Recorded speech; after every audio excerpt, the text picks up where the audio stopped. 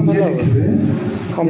ଦୁଇଟା ଜିନିଷ ହେଲା ମେନ୍, ଗୋଟେ ହେଲା ଆପଣ ଯେଉଁ ଲେଖା ଦେବେ ପ୍ରତି ଧାଡ଼ି ଆପଣଙ୍କ ମନର କିଛି ଲେଖିବେନି। ମୁଁ ଦିନେ ଦେଖିଲି ଜଣେ ମେଡ଼ିକାଲ ଆର୍ଟିକଲ ଲେଖିଛନ୍ତି, ଲେଖିଲେ ଯେମିତି ରଚନା ଲେଖନ୍ତି ଅମୁକ ରୋଗଟା ବଡ଼ କଷ୍ଟଦାୟକ ରୋଗ ଇତ୍ୟାଦି ଇତ୍ୟାଦି, ସେମିତି ଲେଖା ହୁଏ ନାହିଁ। ସୁତରାଂ କେମିତି ଲେଖା ହେଉଛି ଆଗ 2-4-5ଟା ଲେଖା ଇଂଲିଶ ୱିକିପିଡ଼ିଆରେ ଦେଖିବେ, ତାର ଷ୍ଟାଇଲ୍ କେମିତି, ମୋଡସ୍ ଅପରାଣ୍ଡି କେମିତି, କ'ଣ କେମିତି ଲେଖା ହେଉଛି, ଟିକେ ସମ୍ୟକ ଆଇଡ଼ିଆ ନହେଲେ ସେ ଲେଖା ଗୁଡ଼ାକ ଠିକ୍ ହେବ ନାହିଁ। ଯେଉଁଟା ଲେଖାଯାଏ ତା ବିଷୟରେ ରେଫରେନ୍ସ ଦରକାର। ୱିକିପିଡ଼ିଆରେ ଦେଖିବେ କୌଣସି ଗୋଟେ ଧାଡ଼ି ଆପଣ ମନକୁ ଲେଖିପାରିବେ ନାହିଁ। ଆଗରୁ ଲେଖା ହେଇଥିବ, ସେ ବିଷୟରେ ଆଲୋଚନା ହେଇଥିବ, ସେକେଣ୍ଡାରୀ ସୋର୍ସ ବା ଟର୍ସିଆରୀ ସୋର୍ସରୁ ଆପଣ ଲେଖିବେ। ସେଟା ହେଲା ବଡ଼ ଇମ୍ପୋର୍ଟାଣ୍ଟ ଜିନିଷ। ଆପଣ ଆଗ ଦେଖିବେ ସେ ବିଷୟରେ କେଉଁଠି କ'ଣ ଲେଖା ହେଇଛି ନାହିଁ, ତାକୁ ଡାଟା କଲେକ୍ସନ୍ କରିବେ। ସେକେଣ୍ଡ ଇମ୍ପୋର୍ଟାଣ୍ଟ ଜିନିଷ ହେଲା ଆପଣ ଲିଙ୍କ ଦେବେ। ଧରନ୍ତୁ ଗୋଟେ ଲେଖୁଛନ୍ତି ଆପଣ ଦିଲ୍ଲୀ ବିଷୟରେ ଯଦି ଲେଖିବାକୁ ଚାହୁଁଛନ୍ତି ବା ଅନ୍ୟ କେଉଁ ବିଷୟରେ ଲେଖୁଛନ୍ତି, ଫଙ୍କସନ୍ ବିଷୟରେ ଧରନ୍ତୁ ଦିଲ୍ଲୀରେ ହେଉଛି, ଏଇ ଫଙ୍କସନ୍ଟି ଦିଲ୍ଲୀରେ ହେଉଛି, ସେ ଦିଲ୍ଲୀ ଜାଗାରେ ଆପଣ ଗୋଟେ ଲିଙ୍କ ଦେବେ। ଦିଲ୍ଲୀ ସବଜେକ୍ଟ ଯେଉଁଠି ଅଛି ତାକୁ ଲିଙ୍କ ଦେବେ। ହେଲେ ଜଣେ ଯିଏ ଜାଣିନି ଦିଲ୍ଲୀ କେଉଁଠି, ସେ ସାଙ୍ଗେ ସାଙ୍ଗେ ଲିଙ୍କରୁ ଦେଖିବ ଦିଲ୍ଲୀ କ'ଣ, ଦିଲ୍ଲୀ କେଉଁଠି ଅଛି, ସବିଶେଷ ବିବରଣୀ। ଏତିକି ଆପଣ କଲେକ୍ସନ୍ କଲା ପରେ ତାକୁ ଲେଖିବାକୁ ଆରମ୍ଭ କରିବେ। ଲେଖାଟି ହେଲା ପ୍ରଥମେ ଆପଣ ଲେଖିବେ ଯେଉଁଠି ଲେଖା ହେଉଛି, ଯେଉଁଠି ଆପଣ ସାଇଟ୍ ଆରମ୍ଭ କଲେ ପେଜ୍ରେ, ସେଠି ଆପଣ ରାଇଟ୍ ସାଇଡ଼୍ରେ ଆପଣ ସେ ସବଜେକ୍ଟର ନାଁଟି ଆଗ ଲେଖିବେ।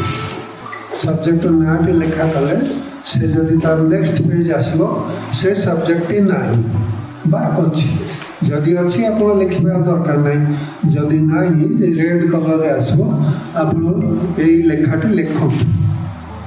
ସେଇଠି କ୍ଲିକ୍ କଲେ ତାହେଲେ ଆପଣ ଏଡ଼ିଟିଂ ପେଜ୍ଟି ଆସିବ ଆପଣଙ୍କ ପାଖକୁ। ଆପଣ ଏଡ଼ିଟ୍ କେମିତି କରିବେ, ଯେଉଁ ନାଁଟା ଆପଣ ଦେଲେ ସେଟା ହେଲା ଟପିକ୍ ମେନ୍, ତାପରେ ତାର ସବ୍ ଟପିକ୍ ସବୁ, ସବ୍ ଟପିକ୍ରେ ଆପଣ ଲେଖାଲେଖି ସବୁ କରିବେ। ଯେଉଁ ତାର ଯାହାକୁ କହନ୍ତି ଆମେ ଚାପ୍ଟର ହିସାବରେ ଆପଣ କରିବେ। ପ୍ରଥମେ ଦେବେ ଇଣ୍ଟ୍ରୋଡକ୍ସନ୍, ଯେଉଁ ବିଷୟରେ ଲେଖିବେ ସାମାନ୍ୟ ତା ବିଷୟରେ କିଛି ଲେଖିବେ। ତାପରେ ଯାହା ଲେଖିବେ ଚାପ୍ଟର ୱାଇଜ୍ ଲେଖିବେ, କ'ଣ ଆପଣ ଚାପ୍ଟର ଲେଖୁଛନ୍ତି। ଆପଣ ଯେତିକି ଚାପ୍ଟର ଲେଖିବେ ସେଇଟା ଅଟୋମେଟିକାଲି ଗୋଟେ ଜାଗାରେ ଲେଖା ହେଇକି ରହିଯିବ। 1, 2, 3, 4 ତାପରେ ସଭା ଶେଷରେ ଯେତେବେଳେ କ୍ଲିକ୍ ସେଭ୍ କରିସାରିବେ ସେଇଗୁଡ଼ାକ ଗୋଟେ ଜାଗାରେ ରହିବ। ସେତେବେଳେ ସେଇଠୁ ଦେଖିକିରି ଯେ ପାଠକ ଲେଖିବ। ଆଉ ଗୋଟେ ଜିନିଷ ହେଲା ଲେଖିବାର ଆରମ୍ଭରୁ ଯେଉଁ ବିଷୟରେ ଆପଣ ଲେଖିବେ, ଧରନ୍ତୁ ଓଡ଼ିଆରେ ଆପଣ ଲେଖିଲେ ଗୋଟେ ଜିନିଷ ହାତୀ ବିଷୟରେ, ଧରନ୍ତୁ ହେଲେ ହାତୀ ବିଷୟରେ କି ଧରନ୍ତୁ ମୁଁ ଗୋଟେ ମୋ ରୋଗ ବିଷୟରେ କହୁଛି, ମୁଁ ଲେଖିବି ଗୋଟେ ଧରନ୍ତୁ ଗୋଟେ ଅନାମଧ୍ୟ ନାଁ ଗୋଟେ ଦେବି। ଅନାମଧ୍ୟ ନାଁ ତାର ଓଡ଼ିଆରେ ଧରନ୍ତୁ ବିଶ୍ୱଚିକା ଶବ୍ଦ ହୁଏତ କେହି ଜାଣିନଥିବେ ବା ବହୁତ କମ୍ ଜାଣିଥିବେ। ତାହେଲେ କେମିତି ସେମାନେ କେମିତି ଜାଣିବେ? ସେମାନେ ଜାଣିବାର ଗୋଟେ ବେଲା ଆପଣ ଇଂଲିଶରେ ଗୋଟେ ଲେଖିବାକୁ ପଡ଼ିବ। ଗୋଟେ କର୍ଲି ବ୍ରାକେଟ୍ ଦେଇକରି ତା ଭିତରେ ଲେଖିବେ ଛୋଟ, ତାପରେ ପାଇପ୍, ତାପରେ ଇଂଲିଶ ନାଁଟି ଦେବେ।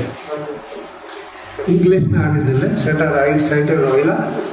ଲେଖା ପରେ ସେଇଟାକୁ ଆପଣ ତାକୁ କନଭର୍ଟ କରିବେ, ସେଇଟା ରହିବ।